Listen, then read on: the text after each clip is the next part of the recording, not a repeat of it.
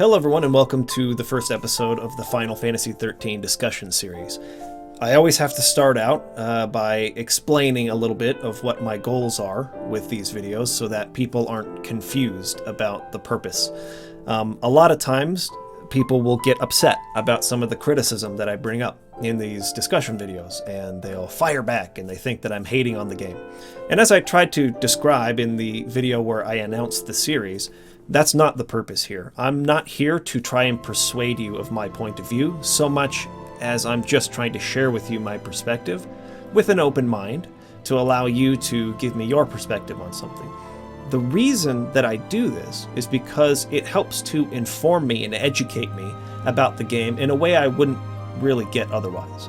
Rather than just making a review at the end of this and just telling you what I think about the game, it's nice for me to be able to see it from a lot of points of view and then offer those in the reviews. And then you can decide as the viewer, hey, do I feel this way or this way? Do I agree with Mike or do I not? And there's no hard feelings there. You get to decide what you think. And that's kind of the purpose behind the reviews that I do. I'm not trying to persuade you it's good or it's bad, or you should play it or not. I'm just trying to inform you as much as possible about what's there and how it works, and alongside that give my opinion. But you get to decide at the end whether you like it or whether you want to try it or not. So these discussions help me to sort of see all of these aspects of the game from multiple perspectives. And that's really the sole purpose behind why I do it. So that being said, we're going to be starting off by talking about dialogue and writing. And just be forewarned, this is where I think the game deserves the criticism that it gets. There are other areas where I'm not nearly as adamant in my criticism of the game when it comes to like battle mechanics and other things. Like other people really hate almost everything about the game, and I'm not one of those people. But the writing and dialogue I really feel is very poor in this game, and I'm going to try to describe to you why I think that is, and then allow you in the comment section to rebut if you disagree and explain to me why you feel the way you do. So let's get started. I have so many thoughts. I've been doing tons of research. I've read hundreds of messages from you guys, and I appreciate again everyone who took the time to write out to me what their thoughts were. It has gone a long way in educating me. And I just want to say, first of all, that I'm not going to be able to respond to every single one of those messages, especially since a lot of them were multi-paragraphs, some of them full essays, going in depth on their thoughts on the game. I really appreciate that you did that, and I've read them all. But I'm just saying, during the course of the videos, I'm not going to be able to respond to every single person. But I do appreciate it. I appreciate everyone who took the time to give me their thoughts, and I've read through everything, and it has helped, give me some really good ideas for the review. Okay, but that being said, I've been doing tons of research outside of that as well. And there's a million places I could go with this, and that's why I was really struggling to structure this discussion and put it together. But I think that I'm just going to kind of dive right in and just see where it goes, rather than trying to be worried about I should start here and then go to this point and that point. So where I think we should begin is in defining what good dialogue is, because I think if we can at least have that as a framework, then it's a little bit easier to understand each other when we're talking about it. Because obviously saying what's good dialogue is going to be subjective between different people. So this person's idea of good dialogue and this person's idea of good dialogue, when they're using the term, oh, this dialogue is good or this dialogue is bad, it means something slightly different unless you actually take the time to define and frame what that means. So let's do that. Rather than me sort of explaining to you what I think good dialogue is, I think it's a little bit better if we go to some credible, revered and trusted sources. People who are screenwriters in the industry and who have some experience, and let them sort of give their ideas on good dialogue.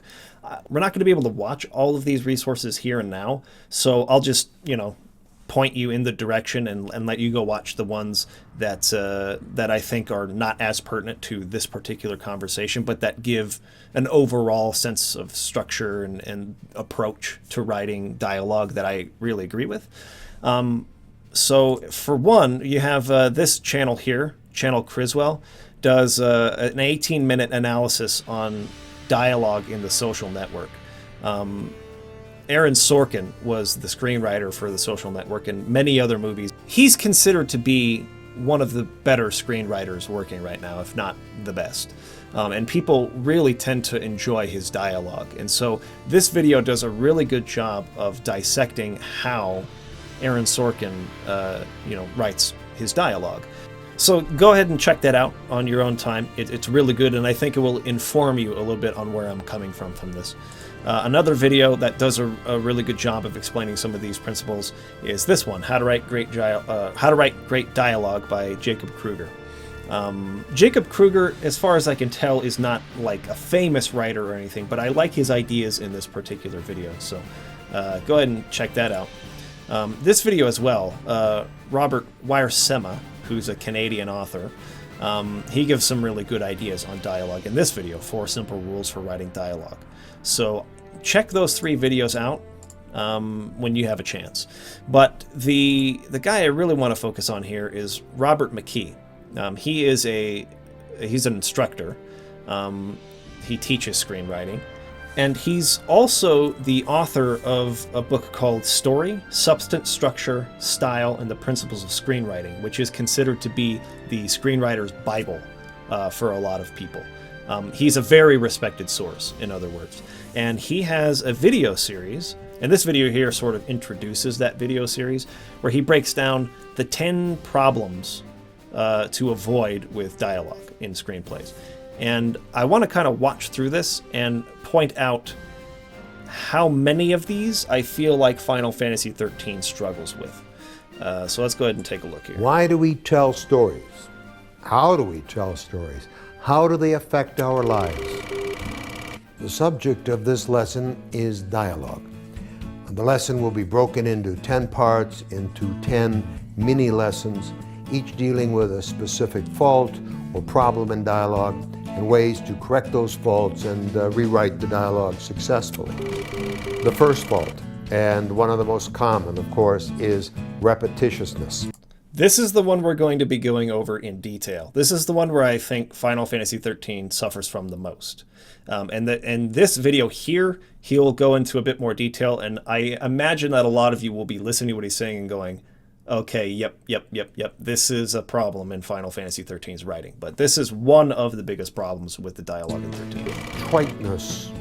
This falls along Dialogue similar that is lines. packed with verbal cliches in cliched scenes. Character-neutral language.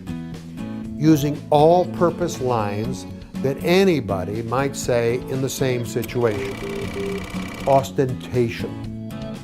Writers using flowery language, often with very artistic pretensions.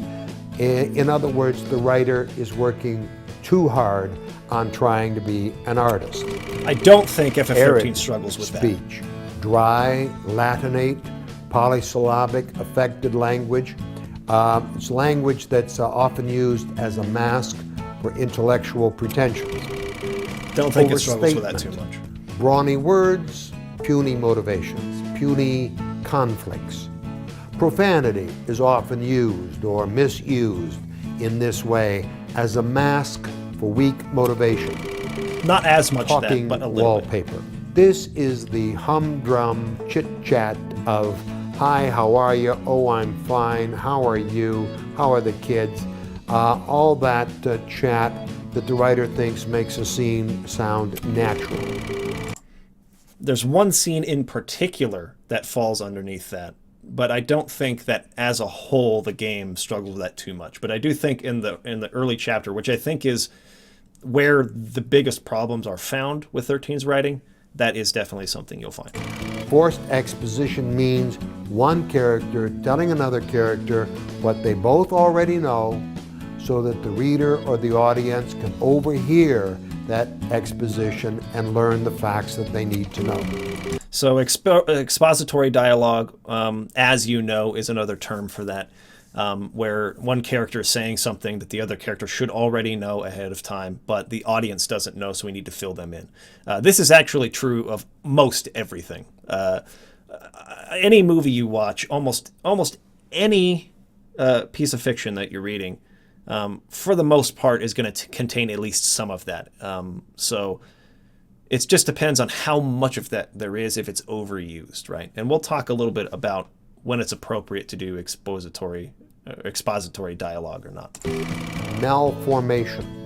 Scenes that are badly shaped, in other words. The most egregious fault of all is writing dialogue on the nose. On the nose writing means bald lines that say exactly and fully what the character is thinking and feeling without a hint of subtext. Okay, that is a big one for me. I think the first and the last, the repetitiousness and then writing on the nose, are probably the two biggest problems with Final Fantasy XIII's writing. There's not a lot of subtext going on. And even when they're trying to write in subcontext, they're kind of beating you over the head with the emotions the characters feel. And we'll step into that a little bit in a minute. But I want to talk first about repetitiousness, because I really believe that, above all else, is the biggest problem with FF13's writing. So let's not watch the entire 9-minute, 14-second video. Audience, story talent and literary talent.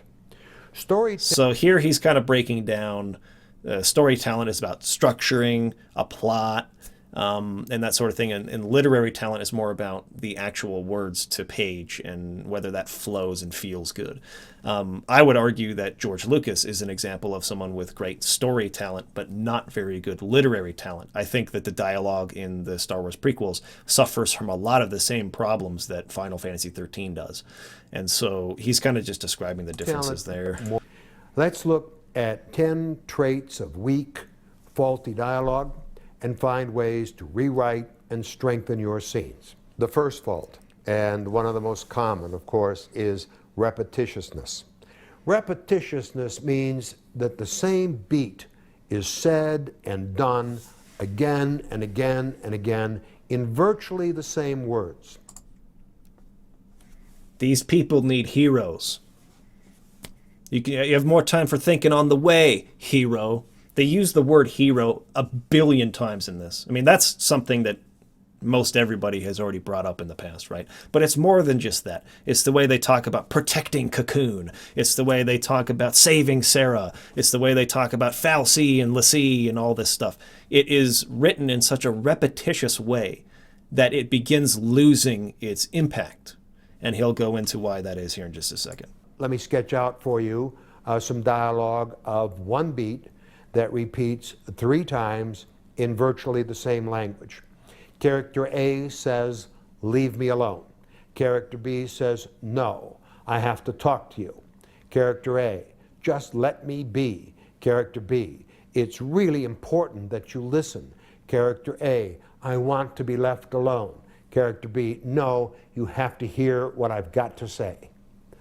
3 times over, the same beat and the same words. The words alone, let, leave, left, talk, hear, listen.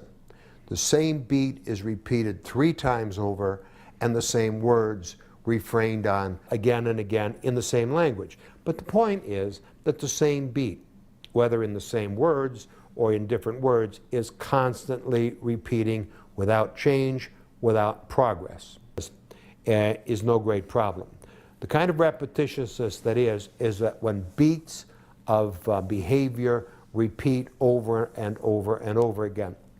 And okay, that's, I think, really important. When beats of behavior happen over and over and over again. This is where we really get to the core of some of the issues of the writing with anything repeats, whether it's the character's behavior or any other aspect of your writing, you begin to violate the law of diminishing returns. The law of diminishing returns is simple. It's true in life as it is in art. The more often you repeat something, the less effect it has. You cannot repeat any device, words, phrases, beats, qualities of emotion. You cannot repeat anything with effect. There's a kind of rule of thirds. The first time you do something, the first time you use a line, let's say, it'll have its full impact. If you repeat that action and that phrasing again, it'll have half or probably much less than half of that impact. If you're foolish enough to do it for a third time, it will not only not have the effect that you want, it'll swing around behind you and kick you in the ass and have the opposite effect. What you think perhaps is serious, the audience will then laugh at because of the repetitiousness. Does that not ring a bell? How many people, I'm talking even to people who want to defend the writing or who don't think it's bad, but how many of you have seen that, where other people are watching those scenes and they're laughing at something that they're meant to take seriously? I mean, that has been to a large extent my experience with Final Fantasy XIII, with the Patreon streams that I was doing where I was playing through the game. The patrons that I was playing through with, to a large extent, are laughing at the dialogue in scenes that they're meant to be taking seriously. And my contention is that it has a lot to do with repetitiousness like this, with repeating the same beats, not just of written language, but the same beats of behavior over and over, and they're losing impact due to the law of diminishing returns. I think that principle nails on the head probably the biggest problem with FF13's writing, especially in the early chapters. Now, I will admit that the writing doesn't feel that bad all the way through. It's not like I'm sitting there going, oh God, oh, with everything people say from beginning to end. Like, I'm not going to say that because that's not the truth. That's anyone who says that, I think, is going way too far. However, in that very first scene, it was that way almost all the way through, especially between Snow and the group that he fights with, Nora, and that whole sort of sub-storyline going on within that first chapter. But there's more of it too. There's some of it with Hope and Lightning. There's some of it with Saz and Vanille. It's peppered throughout the story, and it's really egregious in the very beginning. But even as you go along, you'll sort of like see another example here or there, and it just makes you go like, that's just not good writing. And I think because it leads off with some really bad writing in the first chapter, it leaves a bad taste in your mouth where you sort of are more judgmental of it as you go through the game. So anytime it comes up again, it's kind of like, it feels worse maybe than it really is because of how, it launched itself at the beginning. So I think that is a really, really big problem with it to begin with. And I'm not going to play those scenes. Everyone's seen them. The army's no match for Nora. All the times he's talking about being a hero or saving Sarah or whatever. That's already been pointed out a million times by other people. And, we already know, what those examples are. But my contention is, and I don't have time, I didn't have time to sit through and write down the time codes for every single example I could think of in this game. But there are a number of them. And so while I will concede it's not that bad all the way through, there's still bits and pieces of it. And each time it comes up, it's breaking my immersion and making me go, ugh, and making it harder for me to really get into the story. And the more times, the more examples there are of that in a story, the harder it's going to be to really dig deep and feel, for the characters, in my opinion. And I will admit that writing is a huge, huge, important aspect of storytelling for me. There are some people who will be able to look past dialogue or writing and see other qualities of a piece, and those are a little bit more important to them, especially when it comes to games, right? Because you have the whole element of gameplay. And so you might have someone who, post-game content and, challenging battle mechanics and other things are a much higher priority for them than writing and dialogue, who will be able to look past something like that. And I just want to make it clear that for me, writing and dialogue is way at the top. even more so than things like ideas or even like plot construction. Okay, so before I get sidetracked too much and go down a rabbit hole with that, let's go ahead and touch on at least a couple of other places where I think the writing in Final Fantasy XIII could really see some improvement. And one is in the fact that a lot of times the choices sort of confound the tone of the game for me. What I mean by that is that there are things happening, especially in this first scene. I mean, this is basically and they call it an exodus, but it's really just like a massacre of people who were in any way, shape, or form in the area when this Pulse Fal'Cie was found on Cocoon in the village of Bodom, or Bodom, or whatever it's pronounced as. Right? Like, this is a pretty horrific thing that's happening. And the reaction that these people are having to what's going on around them and the way they're talking about it feels so incongruent to me. I'll take you to what I think is the worst example of this. In this scene right here, again, I don't think I should have to warn about this, but spoilers for the game. If you haven't played the game, you're still watching at this point, I'm going to be spoiling it in every single video we do from here on out. In this scene here, this is just after Snow had recruited a few, of the prisoners, the volunteers, to come fight with him. Hope's mom was one of those people. They're fighting, and then a bridge collapses, and he tries to rescue her, but she slips from his hands. He falls down. Tons of people are killed in this attempt to fight back that he sort of led.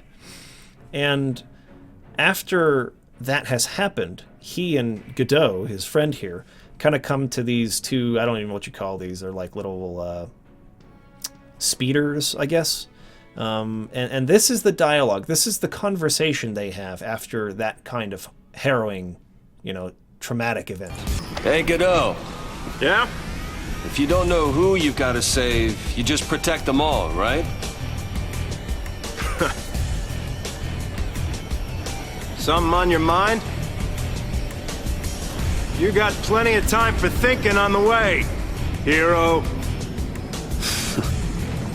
Okay, notice the tone of the way they're talking to each other. But also notice what they do directly after this.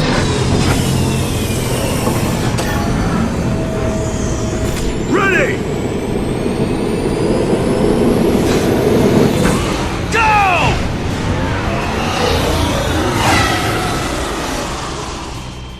Now, directly after this, they show up and they have some har-har jokey conversation with the Nora guys. Everyone safe? The army's no match for Nora. I meant the kids. All accounted The laughing, the lightheartedness of this scene, right? Let's keep it that way, all right?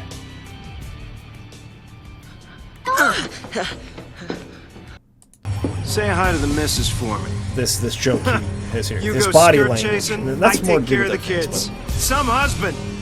Dinner's on me. Better be Dinner's home on cooking. me. When's the wedding, lover boy? Well, don't worry, none of you are invited. Okay. Let's just stop it there and sort of backtrack on this. So, we've just had a scene that is pivotal within the character arc of Hope.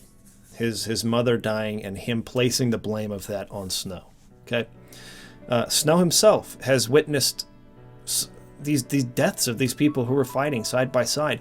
There's no moment given to sort of like let that sink in and go like, wow, like what is happening here? Our world has been turned upside down. Instead, they're racing. They're racing. Why? Why are they racing right now? Why is that an appropriate thing to do right now? And the character of the way that they speak to each other signifies this total lack of respect for the horrible, tragic things that are happening around them. And what that does for me is it makes a humongous disconnect and really confuses and confounds the tone. What am I supposed to be feeling right now? Am I supposed to be sympathetic towards Hope for the loss of his mother? Or am I supposed to be har-harring the lovable hero of the story? You know, he's dumb, but he's lovable. Har-har. What am I supposed to feel? I feel like these two scenes are paced in such a way to where it makes it very, very confusing as to what I'm supposed to be feeling for these people, or if I'm supposed to be feeling something at all. And it doesn't seem to be congruent. It's not two tones that seem to match each other or go well together. And a lot of that is created with the way the people are just talking to each other about it.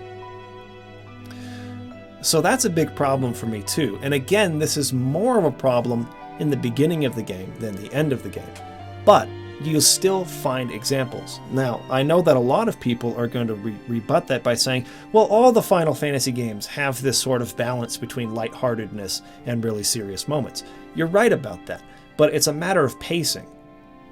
You don't have, Cloud's hometown being burned down, and then when he gets up to the reactor where Sephiroth is at, finds Tifa there, and they crack some jokes. There's got to be the right time and place for this kind of levity within the story, because you can't just have everything be serious all the time. You've got to lighten that tension. And that's good, and that's something that you expect to see. But it's hard to believe these characters in this moment, because it's hard for me to believe that they would be so apathetic to what's happening around them. Maybe not apathetic's the right word, but that they just wouldn't have any sense of, respect for those who have died fighting alongside of them. That they're just so easy, it's just so easy for them to just joke around in such a very traumatic, serious moment.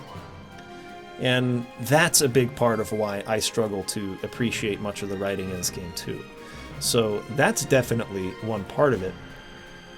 In some of those other videos I suggested, one thesis or one idea that is posited there is that dialogue, a lot of people say, well, dialogue should feel like, real life conversation. And they sort of make a point to say, no, that's not the case. Because in real life, we stutter and we don't communicate very efficiently, and we're kind of all over the place, and we ramble, and some people talk on and on and on, and it's really boring to listen to them. They don't get to the point. You don't want to have your characters speak like that unless there's a very specific purpose for it. You want this person to feel annoying or whatever. Maybe you could argue that that's how we're supposed to feel towards the characters in this game. You're supposed to feel like they're irritating, and then they change in their character development. We'll get into character development in the next video. But to some extent, or for the most part, I would say generally speaking, you don't want to have your characters talk that way. You want to have dialogue that informs the audience about what they need to know for payoffs that come later. If any of you have seen my video on setup and payoff, it's part of a series I do here on the channel called Understanding Story. It's the first episode about Final Fantasy XV. Setup and payoff is pretty much what storytelling is. Storytelling is about these impacting moments, these big moments that dive into themes that are important to us as people, moments we want to share with others to inspire them, to teach them, to whatever it is, awe the audience, whatever that is. You have these climatic moments in your story, and in order for those to have big emotional impact on the audience, in order for them to really feel for those characters, you have to set up those payoffs, right? So your dialogue should be working towards that goal for the most part. Anything people say should be contributing to the information that we need as the audience to understand who these characters are, where we're going with them, what their motivation is. What is it that they want? What do they want? That's probably the biggest one. What does the character want? The dialogue should inform me of what the character wants. If it's not doing that, if it's not setting up a payoff for later, then what's its purpose? And I feel like a lot of this conversation that we're having here, especially between Godot and Snow back in the sequence right before they raced, you've just had this tragic moment where Hope's mother dies, and Snow is sitting there confused about I don't know what. I don't know what that question he asks is meant to drive at. If you don't know who to save, you just save them all, right? He seems very confused about who to protect. Why is he confused about that? First of all, you have all these people on the train with you that were being, like, deported down to Pulse or whatever. Why is he confused? Okay, so it creates questions like, what are you talking about? First of all, that's why it's a bad line of dialogue. But additionally to that, we're sitting here being confused about what Snow wants early in the game. What is it that he wants? He wants to be a hero, I guess. He's confused about it. But the problem is that in reality, we don't know this yet, necessarily. But in reality, there is something that the character wants very badly, and that is to protect his fiancée, Sarah. He's trying to get to her and rescue her from her focus. That's his driving motivation on paper in the outline of the story. And we don't know that after all of this interaction with him in the beginning of the story. We don't know what it is he really wants at his core. Because all of this dialogue is so banal and awkward and confusing and confounding of the tone of the game. And we still don't know, after all of this interaction, what it is that he wants. Until this scene, where Godot says, "Say hi to the missus for me." It's in the form of a joke. They understand that her life is in danger. She is in danger of transforming into a monster, a thief, if she does not complete her focus. And this is the tone they take when talking about that with Snow. And he responds in kind, with jokes. Why? This is obviously much more important to him than that. This should be a pretty urgent thing to take care of, in my opinion. And we don't feel that urgency from him because of how he's talking. He's not talking about it for a long time, and then when he does talk about it, he's joking about it. So this is, I hope, getting to the point of why so many people feel like the dialogue is so bad in this game.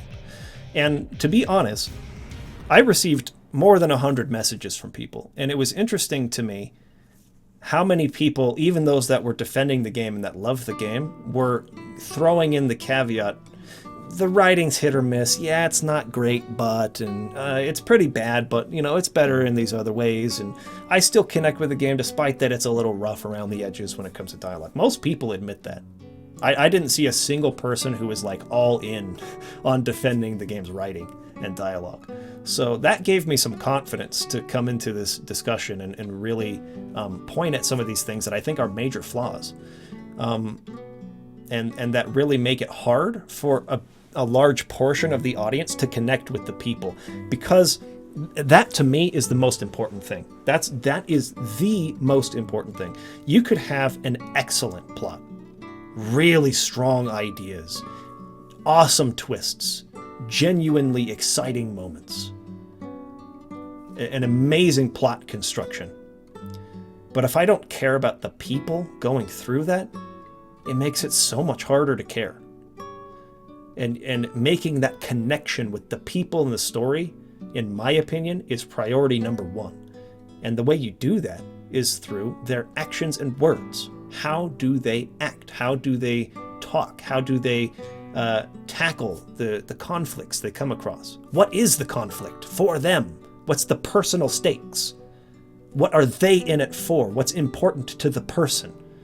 How can I feel for them if I don't know what that is, or if they're talking about it in a joking fashion? And this game struggles in a big way to connect me to its characters for that reason, because of how they speak and how they act. It doesn't feel natural or believable at all. And so when we get to the climatic moments later that are genuinely well constructed, I just don't feel it. I don't feel for that character. For the most part, I don't like them. So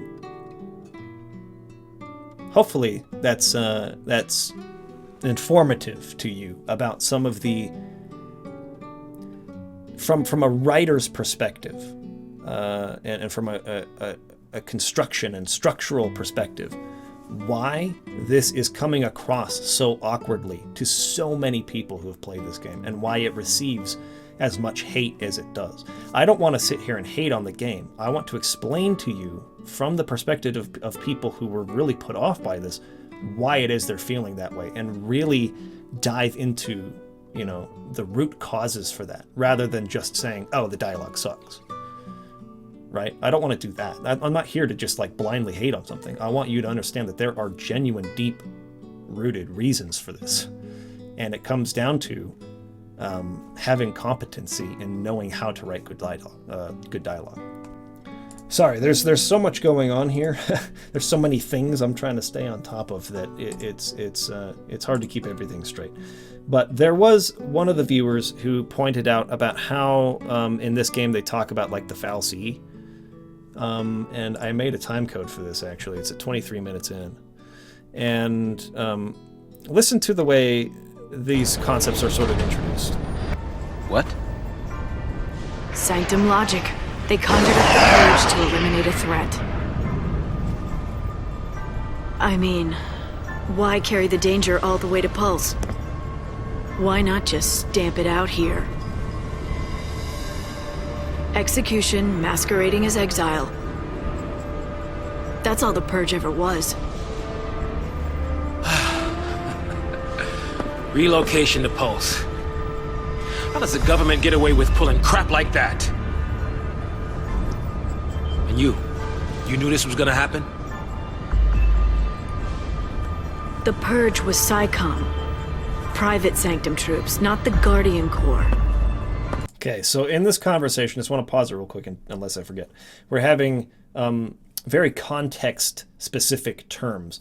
SciComm, Sanctum, Guardian Corps, Pulse, Falsi, Lassie, things that are very specific contextually to this game that aren't in, you know, most people's common language. So when you're introducing terms like this, it's tough. Often what will happen is that the writers will rely on expository dialogue, right? Where the as you know type of writing. As you know, the Falsi are like gods in this world, and when they curse someone, they become a Lassie, right? That's necessary to some degree in almost everything. You just want to try and limit that as much as possible and make the expository dialogue feel believable. When you have two characters that know exactly all of these terms, they've grown up in this world, they know exactly what's going on, them talking about it to each other in an expository way is unnatural. They shouldn't do that. They should just refer to them with the context of the conversation and not have to explain what those things mean. And that's what they're doing in this scene, actually. The Lightning and Saz are talking about these things as people in that world would do so. But the problem is that the viewers watching this and is hearing all these terms they've never heard before and is saying, Falsi, Lassie, SciComm, Guardian Corps, what is going on here? It's sort of like I'll admit that for myself, I never felt this was too much of an issue for me. However, I mean, I felt like I was able to follow it pretty well. But for a lot of people who wrote to me this week, they said I was confused by all this terminology. I had no idea what was going on. So generally speaking, what you want to do is you want to have a character who's a foreigner to this world or this part of the world or whatever, who's not familiar with the terms, that can kind of be a stand-in for the viewer who can ask questions like, wait a minute, what? I don't know what that means. Can you explain that to me? Now, that can get cliche as well, but generally speaking, that's the best way to go about it because what it'll lead to is characters with amnesia, which is itself a huge cliche, right? Oh, I have amnesia. I don't remember all these things. Please explain them to me so the audience can know. But in most cases, if it's like a person who's not from around these parts, in this game, a lot of times they use Vanille for that purpose. Where I think there's the scene where where the freaking, what's his name, Bartandalus comes on the screen and is sort of talking, and she's like, oh, who is this guy?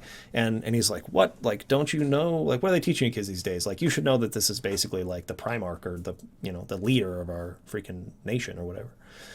But they're using Vanille, who's a foreigner to this part of the world, to sort of facilitate a more natural reason to explain that in the scene, right? So in a lot of these scenes, they're talking about these terms, these context, like heavy context terms, in a way that is actually very believable for people who grew up around those terms. But it does leave a few people hanging a bit, going like, I'm confused, I don't understand what you're talking about. PSICOM, Guardian Corps. Soldiers are soldiers, aren't they? So that line right there is meant to try and connect what those terms mean. PSICOM, Guardian, they're soldiers, right? Okay, so these are different divisions within the military. Pulse Fal'Cie and their l'Cie are enemies of the state. Now that has no context. Pulse Fal'Cie and l'Cie are enemies, and their l'Cie are enemies of the state. Tell a soldier to kill an enemy, What's a Fal'Cie? What's a l'Cie? You know. and you really think it's gonna matter what uniform he's wearing? Might have mattered to that one. Okay, so I think we can stop there. That kind of gets the point across, right? So that's one thing a lot of people sent in to me and wanted me to touch on. It's a fine line to walk, and it's hard to do.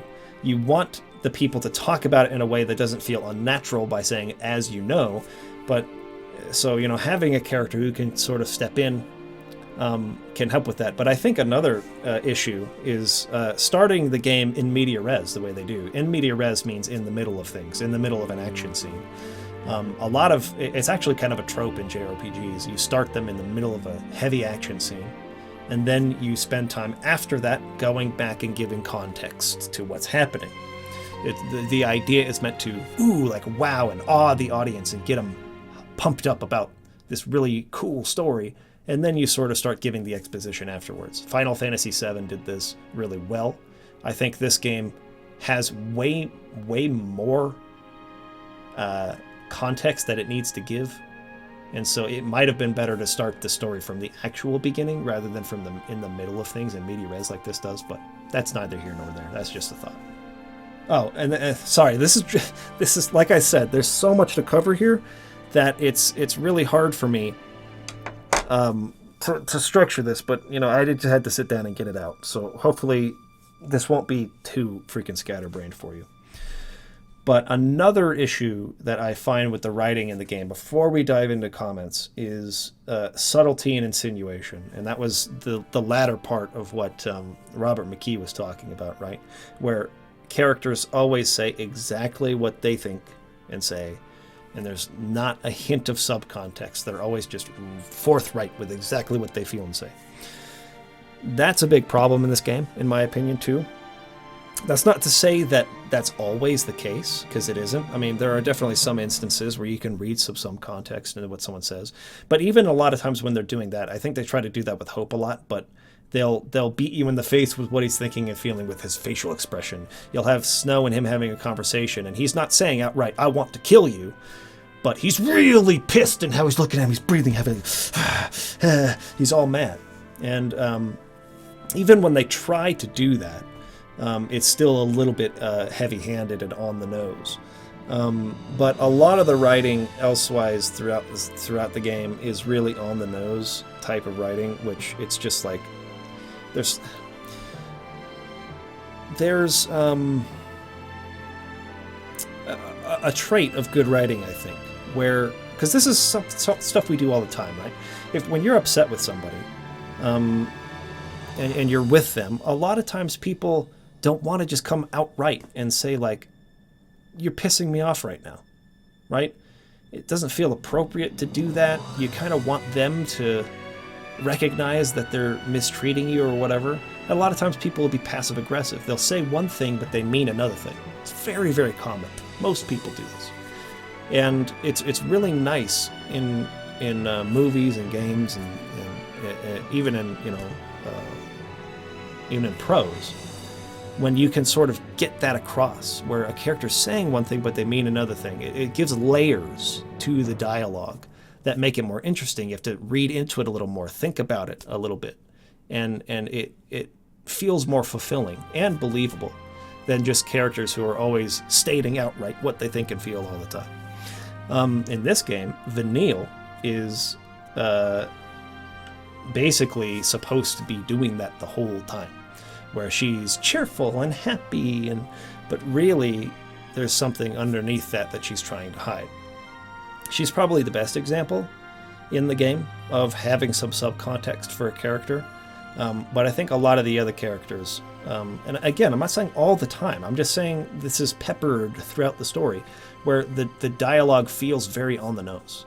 It feels very like it's lacking subcontext, like it's lacking depth, or it just feels too direct, too on the nose in a lot of cases.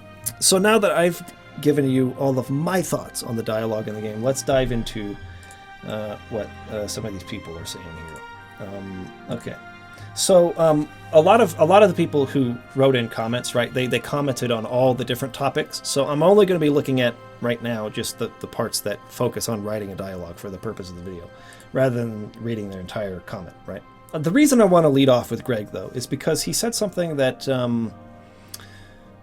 sort of resonated with me, that sort of felt very true about how the game is received among different kinds of people.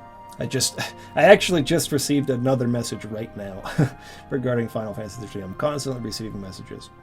Okay, so here's what Greg says. He says, "My appreciation for FF13 comes largely from an emotional level. 12 felt very much like logic over emotion, where 13 feels like emotion over logic. The game has intense melodrama that is playing on an emotional response rather than a logical one, and I will admit that the game is flawed in many areas. However, simple aspects like the cool factor and the emotional factor are enough for me to rate the game above Final Fantasy XII." I thought that was actually a really interesting comment, because I'm a very logic-based person. My girlfriend will tell you how frustrated she gets because we come to difficulties, conflicts that we're dealing with, and I'm almost strictly dealing with them in a logical way, and she's dealing with them in a very emotional way. And it really frustrates her that she can't seem to get emotion from me about things. And so it's definitely true that there are people who fit into more logic-based thinking and people who fit into more emotional-based thinking. I'm not saying that's the case for everybody. And I'm not saying if you're an emotional thinker, you're going to like FF13, and if you're not, you're going to hate it. Because there are some very logical thinkers who like the game. Again, not all. I always have to leave with that caveat these days. But it seems to me, for the most part, that a lot of people who enjoy the game appreciate it for the same reasons Gray's talking about. There's sort of an emotional factor, and it doesn't bother them as much with the logical fallacies or the technical details as to a lot of things I'm describing. They're not thinking about that stuff. They're just experiencing it on a more emotional level, and for that reason, it resonates with them. I don't know how true that is for the majority of people who like the game. From my anecdotal personal experience, that seems to ring pretty true. Let me know what you guys think of that in the comments. Alright, the next one comes from James. And James says, "I feel that its biggest problem for me is how it stunts the characterization and even development of these characters. Without reaching too far into character development, I'll save that for the next discussion. I feel that while the actual pacing of the growth of several characters is actually pretty good, the poor dialogue ruins the scenes that are supposed to sell their development to us. At the beginning, when Lightning and Hope are in the sewers, Lightning has a huge character moment where she realizes how wrong she's been in her treatment of Snow and Sarah, and how the Foul Sea have been treating her and everyone else like pets, and she was lashing out when becoming a lessee. When they took off her leash, so to speak. While some lines here are well written, such as "I didn't want to think, I just fought instead," or something to that effect, the actual scene feels almost out of character for Lightning, both in delivery and in the lines themselves. I feel like this point in the story makes sense for her to have this revelation, but the actual way the scene plays out makes her seem almost like she's doing a complete 180 rather than a change that's been building up over time. Yeah, I actually agree with that scene you're talking about, and with a lot of moments in the game. You know, there was a couple of people who reached out to me, and I feel like they were confusing a little bit the writing and dialogue topic with character development topic. They would try to defend the writing and dialogue by making defenses of, it makes sense for her to be mad at him in this moment, or something like that, or it makes sense that this character acts this way because of this part of her character. And those are ideas, right? Those are the structural, you know, organizational ideas, the outline for the story. We're talking about, with writing and dialogue, the actual execution of that in the moment. And I feel like, for the most part, the ideas are just fine. It makes complete sense for Lightning to be angry, you know, at Snow and Sarah when they come to her and explain what's going on. But when she says something like, worst birthday ever, it doesn't feel honest with the character's personality to me. And it's hard to quantify why that is. Like, it's hard for me to believe that Lightning cares a tremendous amount about birthdays, being the type of person with the personality that she has. And so while it's fine that she's mad, while it's fine that she even thinks like, you're ruining my birthday, it's the way she's speaking that doesn't seem to fit quite right with the person who's saying the words. And I think that's the point that James is sort of driving at with this. And to a large extent, I agree with him on that. Okay, this one's from Jody. Says, personally, I like the dialogue, but will admit that it's hit or miss. However, for every one scene that's delivered strange or corny, there's 2 that's done right. It's hard to quantify that for me because there's a lot of dialogue in this game. So to be able to quantify, well, more than twice the amount of dialogue is just fine than the ones that are a problem. Let's say that's true. Let's actually say it's less than that. Let's say for every 10 lines of dialogue, there's 1 that's weird, right? Let's go even further than that, because that's 10%. Let's say 5%. So let's say for every 20 lines of dialogue in the game, 1 of them feels corny or strange. That's still the significant portion. That's 5% of the time you're going like, oh, what the freak? For a game that's, let's call it 50 hours long, it's a pretty significant chunk of time where you're going, I don't think it is 5%. I think it's more like 10 to 20% of the time. And I think that's lowballing it a little bit for me personally. So even with your estimation, though, for every 2 lines, well, for every 1 that's done badly, I should say, 2 of them are done right. That's just a lot. That's a lot. Basically, what you're saying is that 33% of the game's dialogue is corny and weird and awkward. 33% of a 50-hour game. That's a lot of dialogue that doesn't seem to feel right. And I think that's... that. I mean, even if that were true, I don't even think that's true. I won't go that far. I won't say 33% of the game, but I'd say more around like 20%. Feels strange. It doesn't feel right. It doesn't fit. And for me, it just makes it so hard to really feel for the characters when I'm constantly taken out of it, constantly distracted by the words they're saying not feeling right. Does that make sense? Got this message on Twitter. Basically says, I think the dialogue between Snow and Lightning is believable. In-laws fight. It happens. Lightning is very protective of her sister. She means everything to her. The dialogue between Fang and Vanille seems appropriate too. They are best friends. Okay. I think there's a slight disconnect here in understanding the difference between the writing and dialogue and the execution, and then like the idea behind the character. Yes, in-laws fight. That's not the part that people who are criticizing the dialogue are criticizing. They're not criticizing the motivation for why the characters are talking about what they're talking about, but the way they're saying it, not feeling congruent with the person speaking. And I kind of made that point already, but I just saw this message on Twitter. Thought I'd bring that up directly to answer your question, or to respond to you directly. This one was actually something I hadn't really considered before, so this made me think a little bit. I didn't quite come to the same conclusion as you, but it made me think a little bit more about dialogue, and so I think I have a response to this that makes sense for me. Says, writing a dialogue. I'll be honest, I don't think the dialogue of Final Fantasy XIII is much worse than your average Final Fantasy. I say average because upon watching my little brother play Final Fantasy Tactics, I can see that that game is miles ahead of any FF I've played in terms of dialogue, but for the most part, it's on the same level with, say, Final Fantasy VII.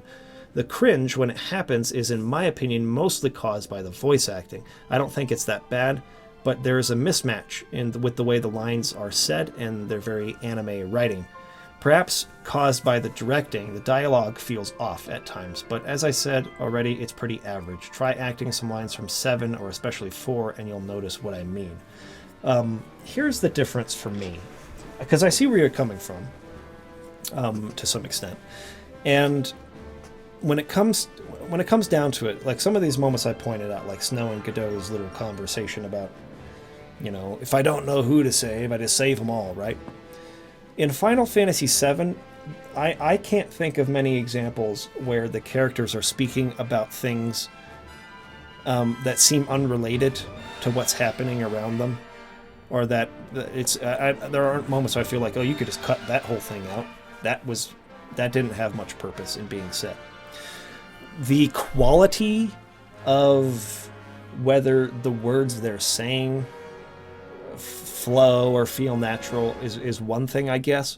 But I think what Final Fantasy VII has over 13 for the most part is that all of the dialogue is pretty purposeful. They're talking about things that are relevant to what's happening. They're in the Mako reactor at the beginning. They're talking about that. They're talking about what they're doing there. They're talking about what they want as characters. It's very clear what the characters want all the time.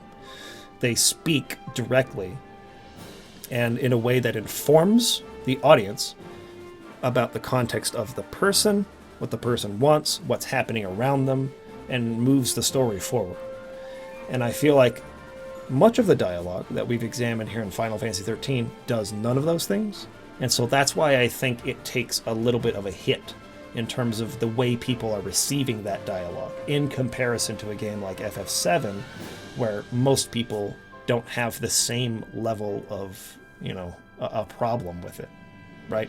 I think it has a lot to do with the purposefulness of what's being said, and the relevance of it to what's going on with the person and what's going on with the plot, and its role in moving that forward is, in my opinion, where we see a big difference between Final Fantasy VII and Final Fantasy XIII. Okay, I want to end on one more point, that I don't really think that I have much of an area to contribute personally, because I don't speak Japanese.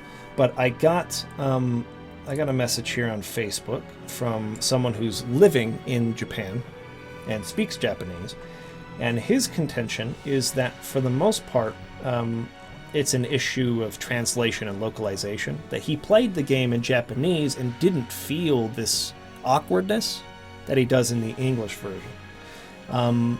As an example of that, he pointed to one scene where Lightning and Snow kind of meet up with Sarah right before she turns to Crystal. He gives an example of how this was translated in English versus Japanese. The conversation that follows ends with Sarah doing one of two things depending on which language you're playing in. Japanese, apologizing to Lightning and Snow as she turns to Crystal. The reason for this apology being pretty apparent given the current situation the cast is in and Sarah's role in creating that situation. English, a thank you. An apology scene translated into a thank you scene. I don't know what she's thanking them for, but that's what she says in English. So he used that as one example, but he said that this sort of thing was peppered throughout the game, where he felt like that's not what the context was in Japanese at all. And he also blames the voice actors for a large part in their sort of hum-ho or bored performances in some areas, for the disconnect being heavier in English than in Japanese. And so I can't speak for that. I have a friend, and many of you know, he's a regular here on the channel, Hion, in the comment section. He actually contends that the writing in Japanese was bad too. And it's not necessarily an English localization problem. So for those of you who want to discuss the differences between the English and the Japanese, feel free to make those contentions in the comment section and look for Heon if he cares to. I'm not trying to volunteer him to have this conversation, right? But if those of you who are interested in talking to those who have played the game in Japanese and who understand Japanese and want to know if there's a difference there or why that might be, take a look at the comment section and see if these two are able to sort of further that moving forward. Okay, this is turning into a very long video, and I appreciate everyone who wrote into me. Again, I didn't have as many comments from the viewers today because for the most part, people were just agreeing that the writing's kind of bad. Even those people who liked the game, a lot of them were saying, I'm not going to try to defend the writing, let's move on to something else. So I didn't have as many counterpoints to mine on writing to draw from. And I think to those people who were making the counterpoints, you know, maybe they were thinking a little bit more in the context of characterization and character development than they were necessarily on execution, on the writing and dialogue. So let me know what your thoughts are on this in the comment section. Again, if you disagree with me and you have counterpoints to mine, I want to hear those. I genuinely want to hear that, because I want to offer that perspective in my review alongside my own. So I'll say this is how I feel. However, other people say this, and they feel this way about it. If you're a player like me, you might feel this way, but if you're a player like this, maybe you'll enjoy it for A, B, and C reason. And I want to leave that up to you as the audience to decide in the review, where do I fall? Will I like this? Will I not? Do I like this? Do I not? You get to choose. I'm not here to persuade you. I'm just here to offer several different perspectives, and you get to choose where you fall. So that's the purpose of these videos. Thank you for everyone who wanted to contribute. I really appreciate it. And again, I've read all these comments. There's going to be a lot more comments in the future videos. The next one will be coming on Thursday on characterization and character development. So stay tuned for that. But if you have counterpoints to mine, fire away in the comment section. And we'll see you again on Thursday for the next video in the series. Thank you for watching and have a nice day.